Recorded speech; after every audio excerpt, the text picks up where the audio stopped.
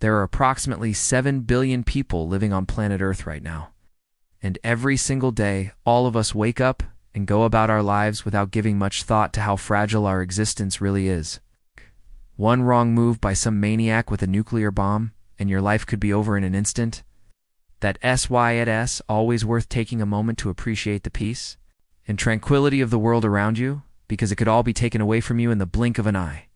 Take, for example, this abandoned village in Brazil. Imagine waking up one morning to find that your entire village has mysteriously vanished overnight. That's exactly what happened here. But why? What happened to the people? Where did they all go? Most importantly, why hasn't anyone returned to clear up the mess? Welcome to the village of Hoer Verde, a small community located in the southern Brazilian state of Paraná. Just like any other town or village, Hoer Verde was once a bustling place full of life, laughter, and love. But today, it's nothing more than an eerie ghost town, with not a single soul in sight. So what happened here? How did this once thriving community turn into a ghost town practically overnight? Back in 2000, the village of Hoer Verde had a population of around 600 people. Then one day a terrible crime was committed in the community. A local man named Pedro, who had recently been released from prison, went on a shooting spree, killing several people before taking his own life. The motive behind the shooting was never fully understood, but many believe he was simply insane.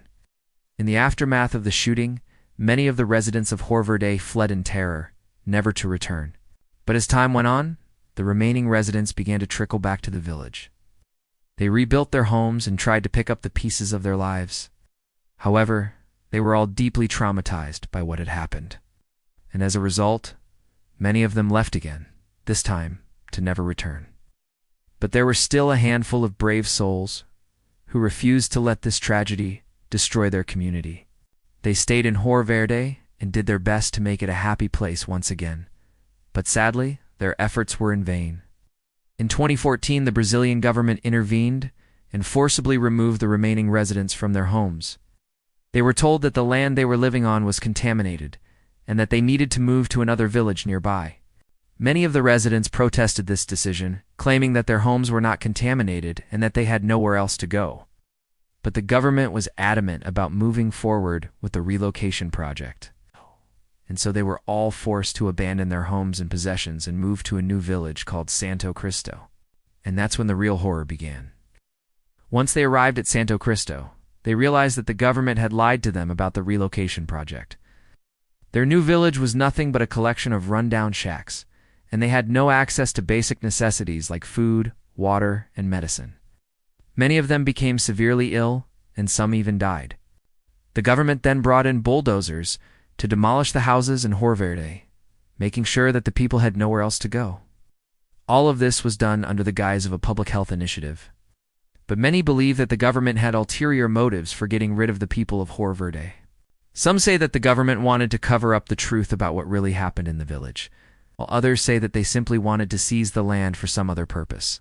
Whatever the truth may be, the people of Hoer Verde have been brutally evicted from their homes, and their stories have largely been forgotten. Today, Hoer Verde is a ghost town. The houses are empty, and the streets are overgrown with weeds. It's a sad and haunting reminder of the terrible tragedy that struck this community. If you ever visit Brazil, it's a place you should definitely stay away from.